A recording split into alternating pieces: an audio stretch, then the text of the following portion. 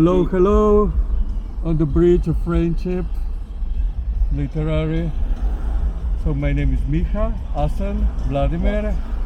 We are part of the program of Vladimir, Bridge of Friendship podcast. And we are here because Miha is in Giurgiu to deliver a lecture on cross-border experience, cross-border cities, and how a small community of Slovenian, Italian people on the border between the two countries can be European capital of culture.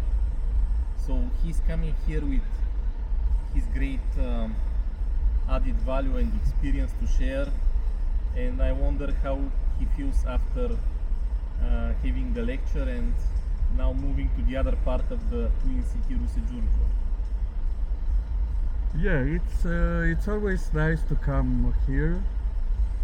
It's nice because we can talk about similar things, but it's very, very different. Especially now that we see here, we are standing on this bridge. That is a bridge that connects the two cities, but we just stand here. We don't move. So the movement, yeah, the movement from one to another, it's kind of very difficult. I thought that because of the border, the Schengen zone that you entered now a few months ago, that would be better, but we're still standing. So it is a strange. No. Do you think that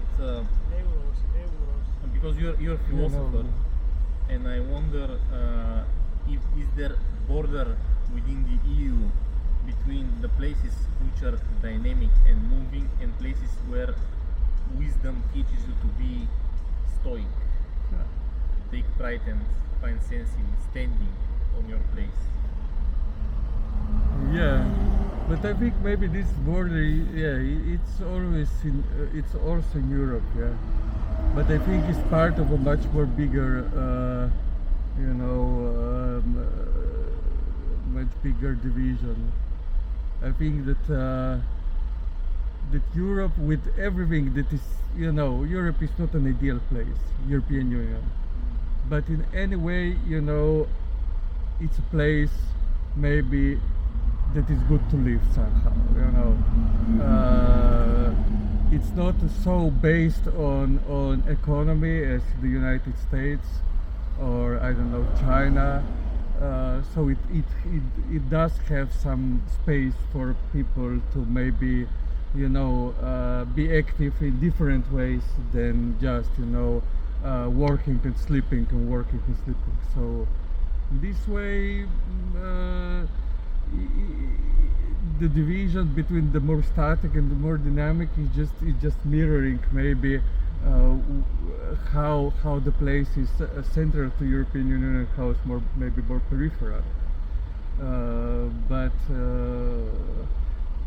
in a way, even Bulgaria and Romania are very dynamic spaces because we can see now how they changed, changed and transformed in the last 20 years, or the GDP has grown. There are many investments in the infrastructure, so I think it's getting better. But maybe my question to you would be: are these statistics that we see, something that is also felt, or not? I guess to both of us, maybe. Yes. If I may answer first, I think there is a notion which has to be taken into consideration in our region: inertia. So we still, even if we are moving, I have the feeling we have had some momentum, some direction, and some speed, and we change with some difficulty the speed and the direction, even if situation has changed. And I see we are on the way to adopt the euro in Bulgaria, and Romania chose a pro-EU president, Jordan. So we are also we entered Schengen in the beginning of this year. So you see, these are signs that we are, maybe as societies, we are moving in some direction. But I'm not sure we feel it, or we subjectively to what extent we really realize that there is objective thing that we are maybe moving in some circles more European, but I think subjectively there is inertia in society and we still reproduce the old ways of thinking, of behaving, acting, etc. Does it fit into your understanding of Bulgarians, this thing, that we are kind of self-centered and focused on ourselves, so therefore having difficulty to feel we change?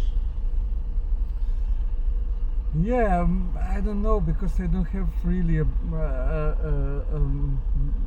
very well made notion of Bulgaria, but I can still feel that, you know, there is some idea in the world now, which I would put in the center of this idea, you know, to put this to Russia, that we should not actually get better in our life, but that we should, you know, be very much proud of not going to be better, you know, like to just to not try, you know, everything that you know try, or to be, you know, more international, or to maybe talk about things at home in a more different way.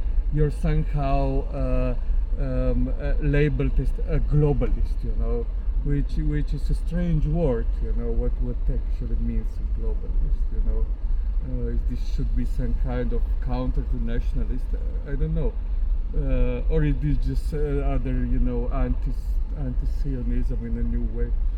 But I think this staticity, it's something that is now grows also in Germany, let's say, especially in the Eastern Germany, or in Italy we can see, you know, so this kind of idea that we should not develop somehow, but we should just, you know, somehow live in our past, and if we are doing something wrongly or bad, we should just continue doing this. So in this way, maybe Bulgaria and maybe many other countries are, you know, just somehow not victims, but, you know, it's susceptible to this discourse, maybe. I think here in Bulgaria, the people explaining about how worse is getting with all the Eurozone and accepting the Euro,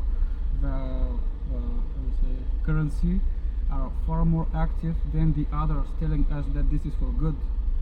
And we don't know actually, because no one is explaining very well to the normal people, like people in the villages or whatever.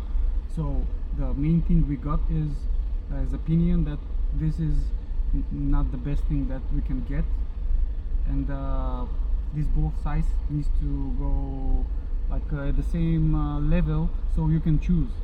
Now you have only the one dominating in the media or whatever.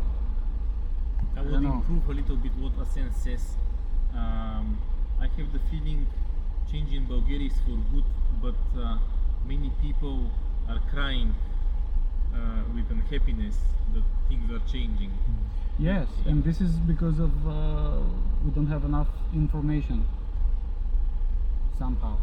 I mean, for example, the nationalist party Возрождение, they always say about, oh, this is a bad thing, this is not a good thing, blah blah blah. But the other ones, they don't talk all the time, oh no, this is a good thing, and look at this, look at this, look at that. They're just staying more quietly, and they need to get more active, to be more active. So don't worry, it's gonna be okay. We're gonna do this and that, and we will expect this and that. Yeah, I agree. Yeah. People today feel like a bit they're ashamed to, you know, to be to speak good about, I don't know, European Union, because I don't know, because it's not perfect. But you know, many things are not perfect. You know? In Bulgaria, one of the biggest problems is that we all the times something bad is happening, like the last 25 years.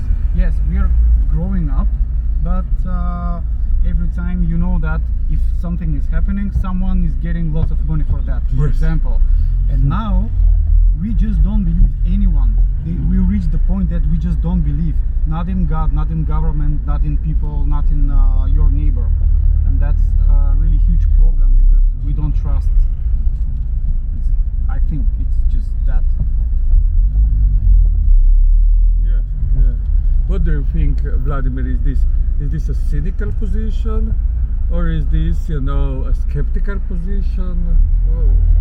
Because I think there is a difference between cynical position and skeptical. Because skeptical, you are, you know, kind of not believing and so on, but maybe still, you know, trying to understand. But the cynical position is just, I don't get it, but who cares? Because we don't need to get it. It's, you know, everything is at the end just people who take money and, you know.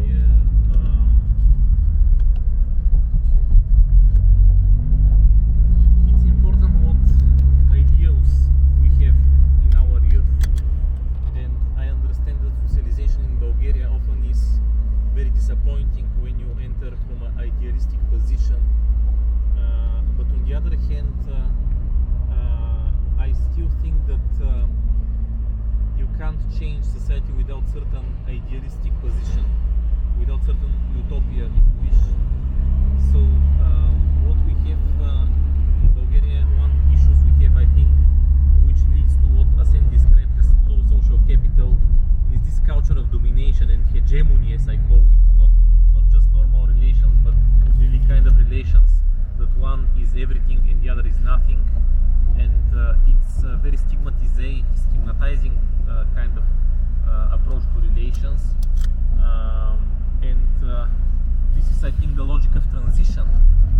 You know, transition, maybe Slovenia has been milder in comparison to other countries of the region, but my feeling is that in Bulgaria it has been destructive in different ways, like most of all towards solidarity.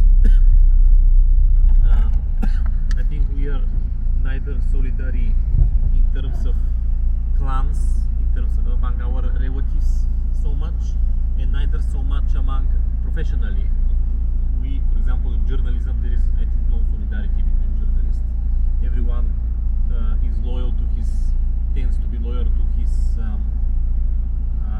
owner or whatever interests that his media or he himself produces. So this is it's important to have mature ideals or mature attitude towards your ideals. So when you meet this school of socialization of Bulgaria, the transition time school, it's important not to destroy completely this school, to destroy completely your potential to change something. I know that it's very abstract what I speak now. Maybe it sounds like some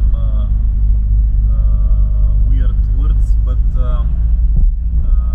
indeed, I think Bulgarians are pragmatic in such a way that they just don't allow for space for belief in common ground, common ideals, and that should be recovered somehow. Some people has to be somehow naive and go against the current and demonstrate that you can be also idealistic. And I think your idea for cross-border city, even if it sounds cultural, philosophical, whatever, it's such an example of an ideal and even a real utopia which has become real in some cases in Europe, and that's why you are coming here to tell your idea, because you have practiced it and you have seen it works. And I am aware of the experience you described, that you don't destroy your identity, your national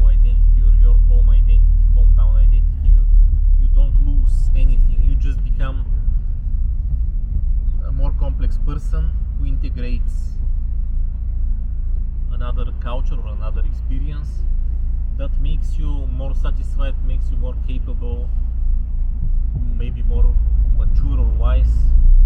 It should be seen very positively by Bulgarians or whoever wants to think about it. But the catch is that you have to have your place for idealism or for utopia, living and free, not to allow it to be destroyed and dismantled. And when you have, it's like having an organ, like not a physical organ but a spiritual organ. If you have this organ which can imagine utopia and feel it and live it, it becomes also a reality with time. So given that you have succeeded in some ways until somewhere in this regard, maybe now it's the time to turn the talk to you. We told you some things about the Bulgarian experience. You also know some things from before that about the Bulgarian experience. Now, how the cross-border city Gorica, Nova Gorica, Gorizia fits? What can it bring? What can it add to the experience here? Yeah, I don't know. I would actually go to this that you were talking. Like kind of inertia and some impossibility of seeing, some kind of new way of dealing with things.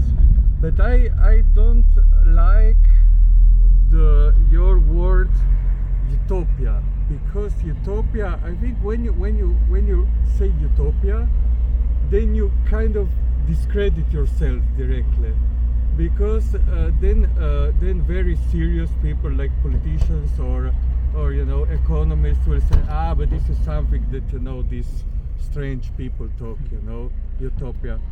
But I think it's a different thing. It's not about the utopia, it's more about the future. The problem of cynicism or the inertia is that it doesn't believe in the future. It believes that there is all the time a present, and that we are all at the time deal with the present, but that there is no future, in a way that the time is a big changer in a way.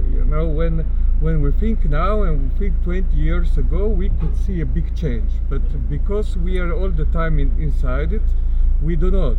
And the same is, I think, with the future. You must in a way think that in the future things will be different.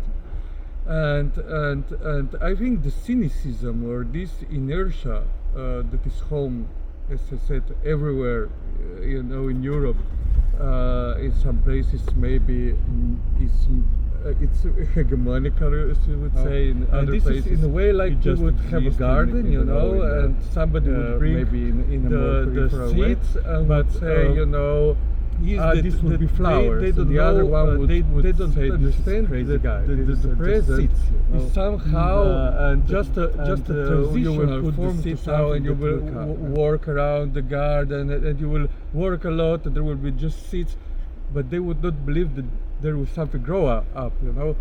And I think working with the double towns is something like this, because a seed has a flower in itself. The flower is not foreign to the seed, The seed is a pre-existence of the flower, and the same is with these double towns. The double towns are already the pre-existing entity of a town, of a joint, let's say, a conurban town, of a twin town. Because the twin towns are next to each other, so they already exist in a way. We must just make them be alive, function, and so on. But as these also with the seeds, they can just die out. They don't need to. Not every seed will come flower. You must really work a lot around it. That the seed will become flower. So it must be some faith that there is an existence of something. It must be some kind of perseverance as well, some kind of like you Assen told me before, you must work, and even though now maybe it's not functioning, your cultural center as you want, but you must be active in this, you just must be there, because if you also go to Sofia or Bucharest or London or Berlin like everybody, then nothing will come out about this. Did I answer the question somehow? Yeah, it was useful as an orientation. So you have to be grounded. if I Yes, understand. you must be exactly the opposite than utopia. You must be very topological. Yeah. You must be there. You must be the root of things. You must just be there. The utopia is a place that doesn't have a materiality. But I think this working culture, but also achieving some political goals in this, I think, in a very local way, you must be grounded. You must be very material. Okay. I remember people who study history in Bulgaria usually say that we have to know our history because a nation without history doesn't have future. And I realize now that I have been very utopian when I say it's exactly the opposite.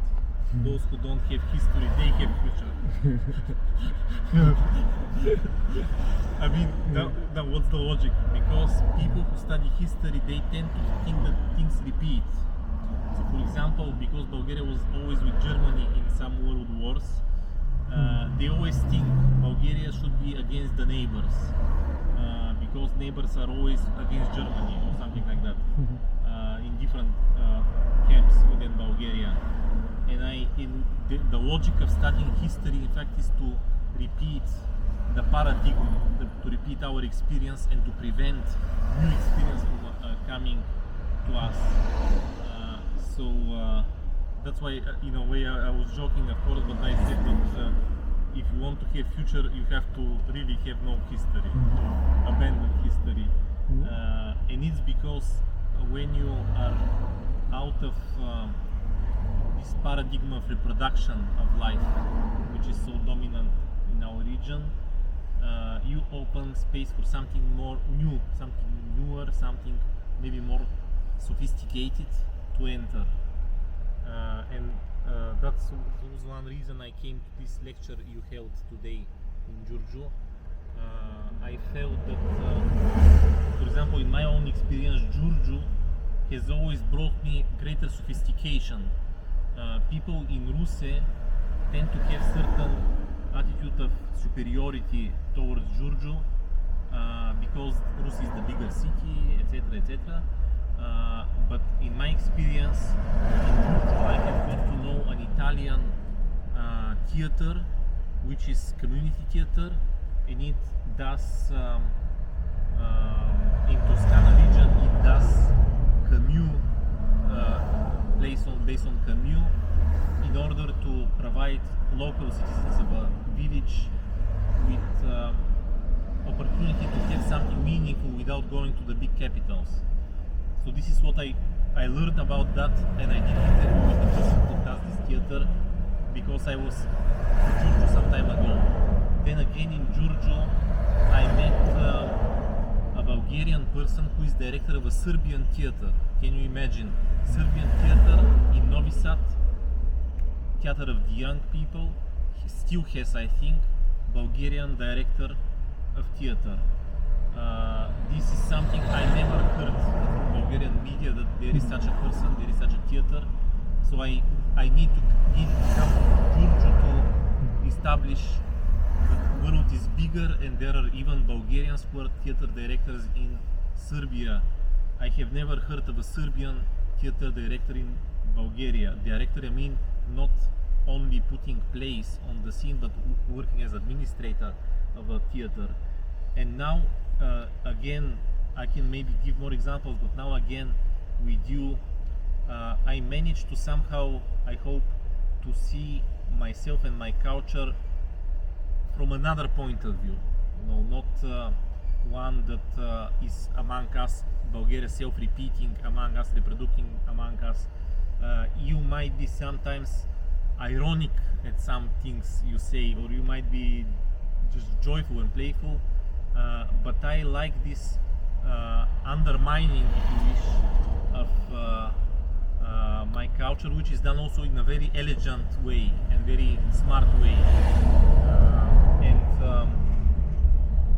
With regards to twin cities, the idea, what you described in your lecture, was dynamic identity. Basically, two elements start to discover some dynamism in the other one, attach to it, start to know it better, start to interact with it, and as a result of that, transformation takes place. So when you said that culture, in your presentation, that culture is a transformative force, I thought that is again something which is not very common for Bulgaria. I think in Bulgaria, culture is often understood as something you do out after work, for recreation purposes, for leisure, to meet with people.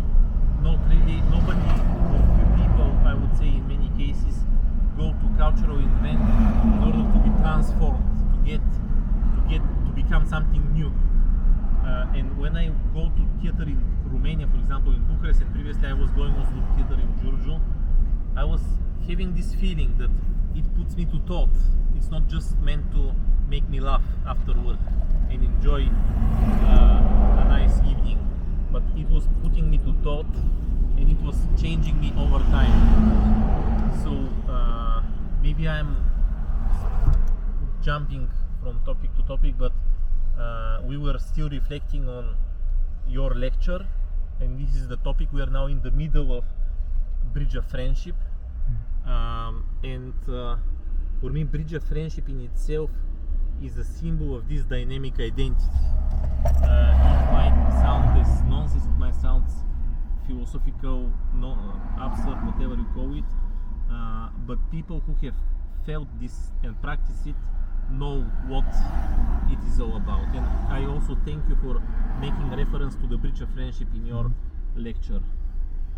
No, I think your metaphor of bridge of friendship it's very good, and I like to use it often.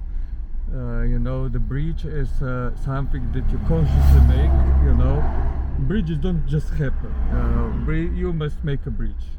A lot of people must make a bridge. A bridge is not something that you do by yourself. But you make it so that everybody will still be at their own coast, but there will be some dynamism between them, you know. Yes. So not one goes to the other and the other comes there, but you know, both are where they were, but some communication is started, you know, some and interchanging. Some transformation too. Yes. So yeah. And I was thinking also about your part that you were talking about history, you know. So for doing the future, you must not know history. I somehow agree normally in this I see it ironic. in the Zizek'ian way. Yes, you know, yes, Zizek likes to challenge with absurd in this theories. Zizek'ian way, I agree as well. In a way, because people tend to not understand what is analysis and what is prediction. So when people say, you know, some analysis, you know, like you said, you know, Bulgaria is somehow always with Germany in this, and that's why it cannot be in good terms with their neighbors. This is not an analysis, this is a prediction. They are making a future out of it. Even you know? fatalism. Yes. The words and the concepts or this kind of analysis are in a way performative, because they are making a future. You know, with this analysis, you're actually not describing the present or the past, but you're more making the future how it will be, you know, how it will shape. In this way, more that you know history and more your analysis tend to actually shape how the future will be, but shape in this, as you said, fatalist way, not seeing a future as something ontologically and radically open, you know, something that we are doing with our hands, but we are doing also with our minds, with our words, with our challenging what is happening around us, you know. But it's more like it was always like this, and it should be like this in the future. And this is some kind of you know, trick, or how you say. It's something that you then fall inside this historical paradigm, and you cannot think about contemporaneity anymore. You know. So why to do something if you know everything is somehow historically fixed? And this is why I think cultural work is transformational, but it is also in this smaller scale, you know. Like you, Assen, I hope that you will say something about Bloc 14, you know. When you start, when you come in the city and say, I will have this place, and in this place there will be a program, you're already saying, you know, things are not the way it should be, you know. There will be a bit different. People will start moving different. People will meet different things, you know. So tell me, you know, tell us what you expect with your engagement in culture.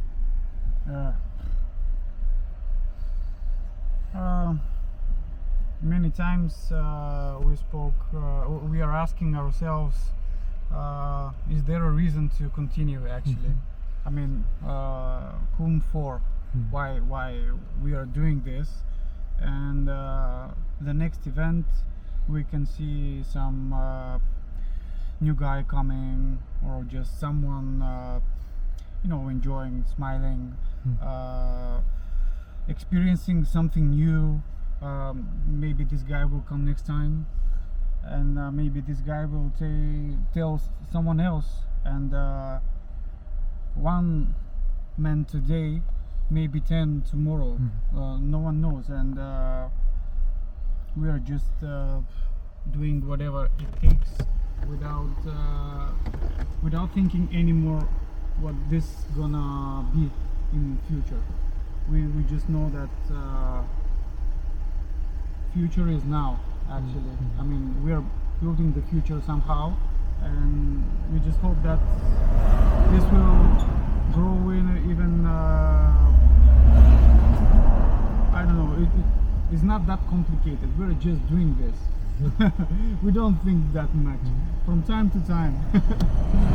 we are the best way for us is just to make something, to do something. I mean, yes, we talk about let's do this or that this way, let's change whatever, but most of the time is making, like doing. Your hands has to move. You have to move forward with your body, with your mind, with everything. You're just constantly growing up in some way, that your way, whatever is happening, whatever you like. If it's for good, I mean, if you don't harm or you know, go against some not good things, just do it.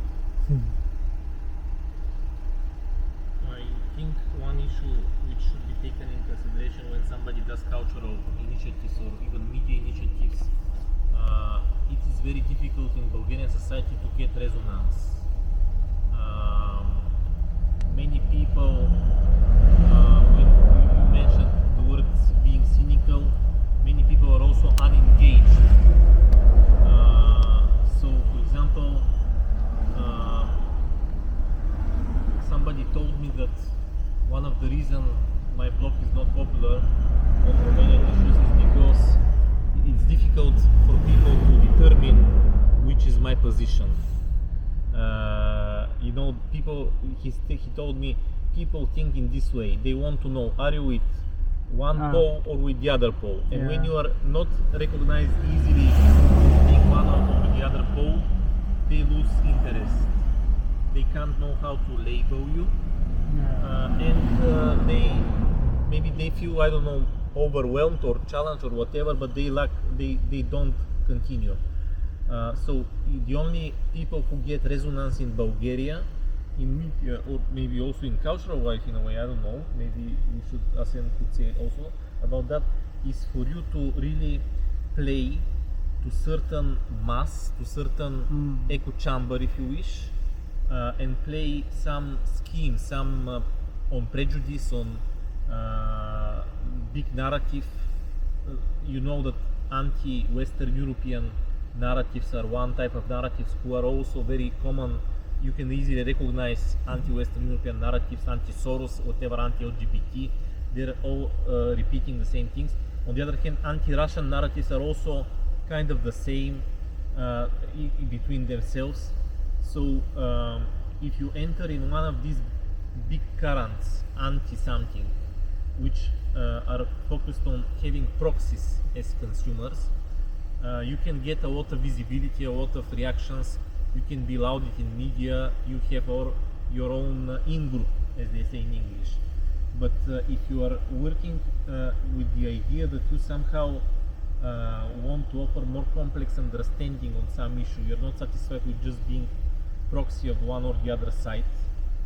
If you want to somehow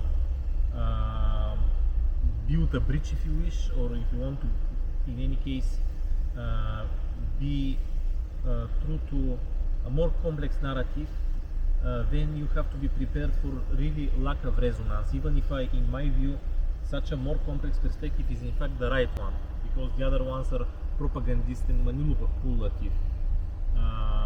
And that was about media. And in culture, I have the feeling it's again the same thing which I mentioned earlier.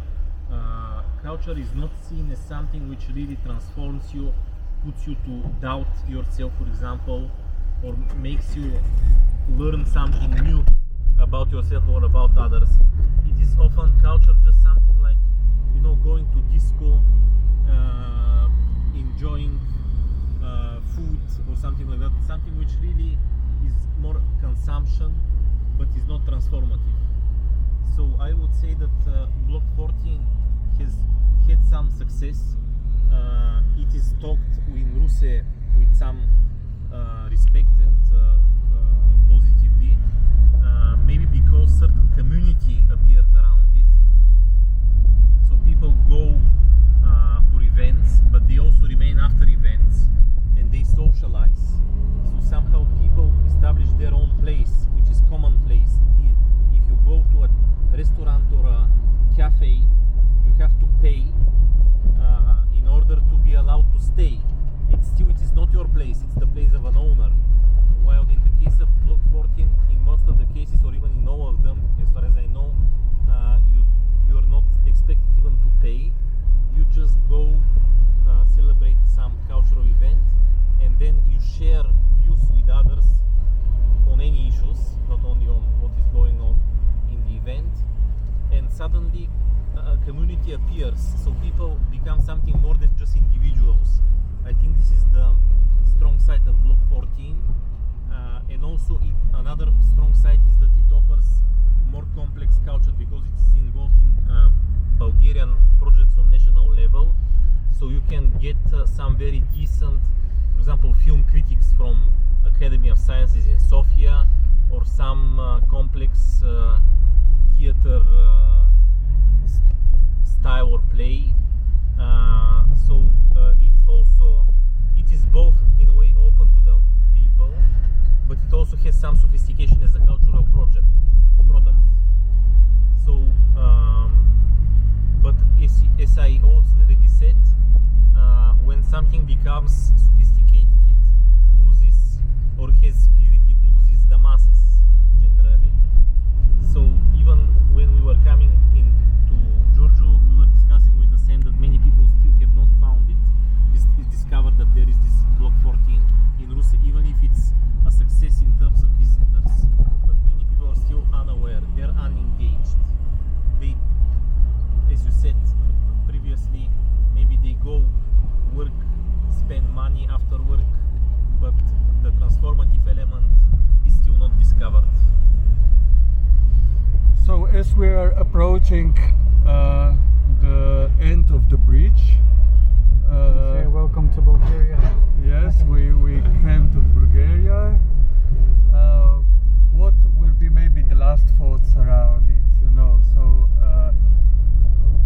maybe you know, you, Vladimir, you know, what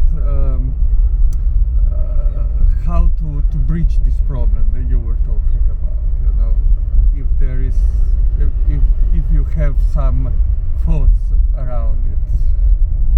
I think you're a philosopher, so maybe you understand me even better than I understand myself. But I think bridging happens when there is connection with the other. So we have to discover the other within ourselves. We have to grow the other, if you wish, within ourselves, and then with time, bridge appears.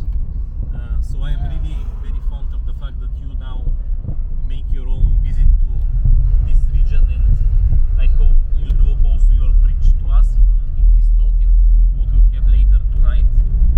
And I will also let you have your piece of final words for this podcast. So what would be your last question to me?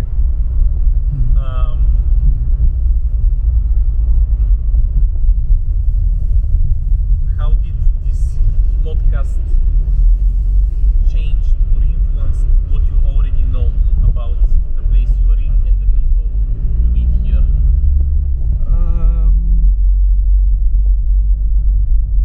I don't know, you know, changed or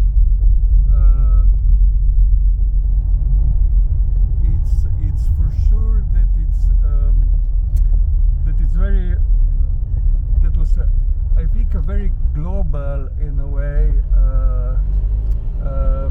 reflection around, you know, that we take something very arbitrary, you know, like border, you know, and I think through our understanding or interpretation of the border, we touched more or less the world, you know, what is happening in the world and so on. And in this way, you know, this very local thing, you know, that is our border, becomes in a way a central point where we are from completely different places can think about this complex talking points about, you know, the world and the life in the world today. But, you know, with this reflection around simplicity and complexity, you know, how to deal with it. So for me, it was normally very interesting your concepts around inertia and dynamism. Many of them I already quote around, and I would be really happy that at some point we would maybe write something around it, maybe to make a cool project with collaboration, but that it has at the end maybe also a book. So I really hope also with you, Assen, that we will in the next year collaborate with, you know, music and theater and I don't know, everything, and that we will then proceed make a new episode of this podcast with maybe a reflection what also changed in the last years. Yes. Okay, I need to say that we were self-focused on we are in this car on the bridge, but I want to specifically mention Capul Casabul and Smaranda Shkioku, two people who were connected to Nova Gorica and to the magazine of Raspotje who you publish. I mean, Smaranda's account, anthropological study of Giurgiu and Ruse area, is to be published in the new edition, and Capul Casabul became very popular with the book Border, which again